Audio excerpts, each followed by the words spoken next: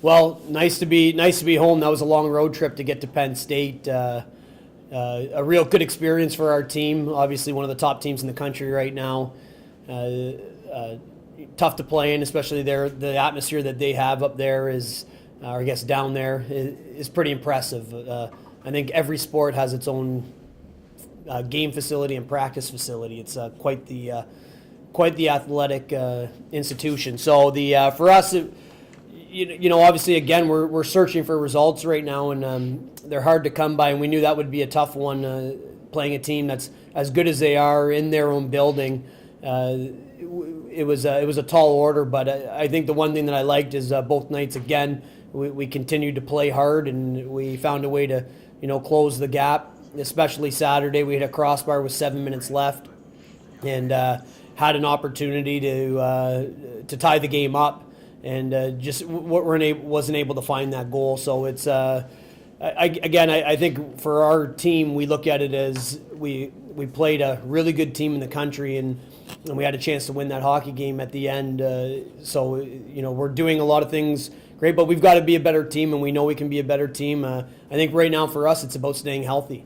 I don't know. I don't think we've played one game where we've had the same complement to forwards at the end of a game that we started with, and that's always tough. It means lines are changing, chemistry is being affected, and it was no different on Friday and no different on Saturday. We ran into both those. It looks like we could have a couple guys back in the lineup, which we desperately need. Otherwise, we'd be playing shorthanded this weekend.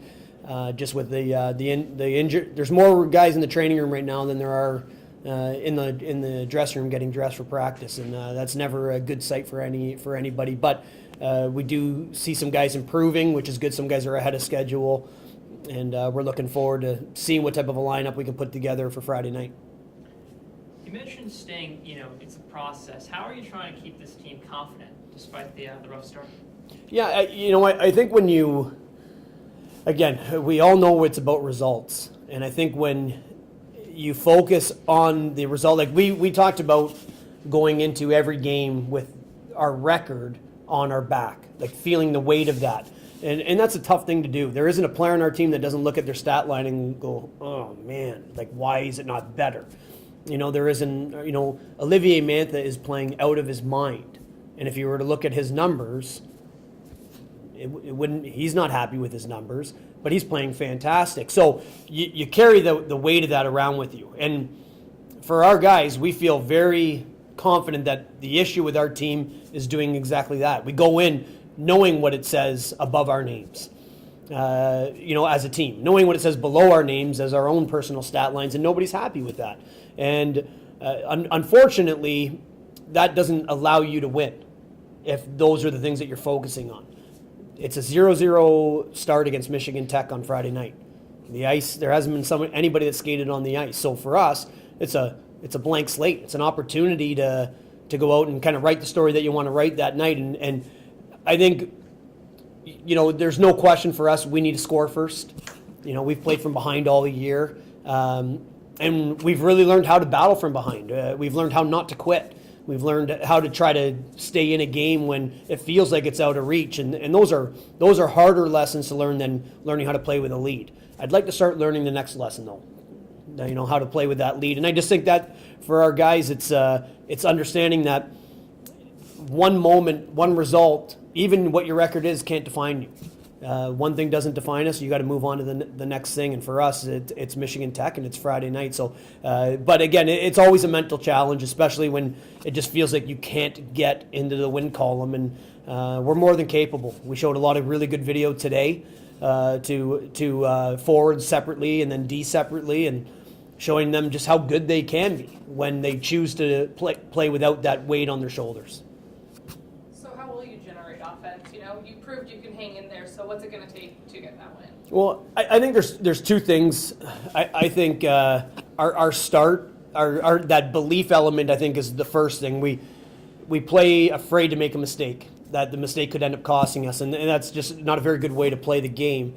The second thing is a little bit of a trickier thing. It's being confident in yourself individually, and then allowing yourself to create chemistry with your line mates. And we're having a hard time. We've changed the lines every single night and not because we're trying to find chemistry. We keep getting injuries, and the good news is the last 2 weekends there hasn't been wholesale changes. We've been able to keep some lines together. We've been able to keep some groups together, and we're starting to see some of that. I guess offense come alive. Obviously, Tad scored a few goals this weekend. He got 2 weekends and an opportunity to play with some guys. And then him and Matt Anholt connect on a couple, and they played together last year for long stretches. So getting guys the ability to get used to guys is probably the number one thing. But our biggest thing is what we believe in our own heads. I really believe that. It doesn't have anything to do with ability. It has everything, or skill level. It has everything to do with understanding that there's only one way to play, and we've got to play that way. And we're waiting to play that way too often, and it's got to happen the drop of the puck. And we concentrate a lot on practice, and I think that's one area that you can always improve your game to be more prepared to be better on a Friday.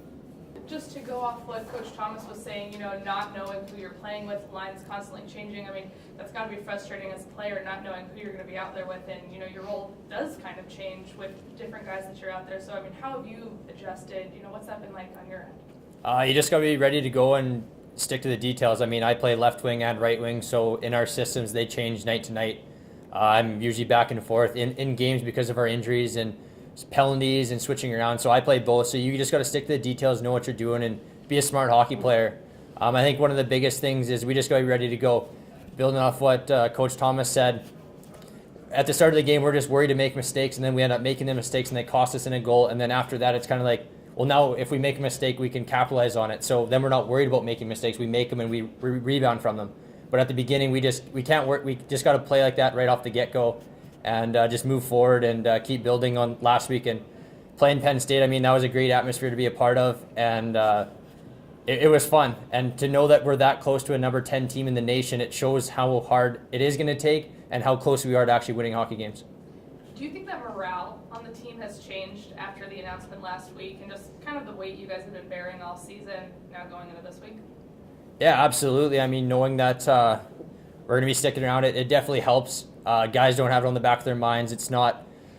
I know for myself, I wasn't worried about it. I mean, we can't control that stuff that's outside of this. We just have to play hockey and just keep moving forward. But I know, like a lot of guys, it's wearing on them not knowing what's going to happen in the future, and especially for freshmen and sophomores that have a lot of years of school left, like what are they going to do?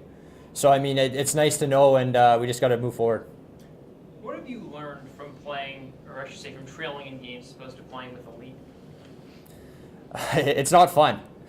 I mean, when you're down right away and then you realize we got to come back now, it puts a lot more pressure on you because you need to get going. It's a lot nicer playing with the lead.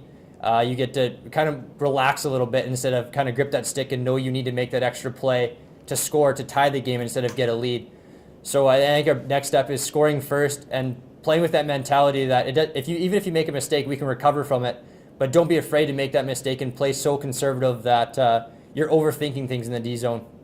Do you feel like that's what's been happening? Partially, yeah. I think we just stick to the details. We're so focused on the systems, and we're so worried to make that mistake because we've been down so much. And I'm getting pretty sick of losing, so we need to start winning some games. But I think we just got to know that we got to have each other's back. We got to have trust in each other. We got to buy in from everybody and just trust the systems, and we know it's going to work.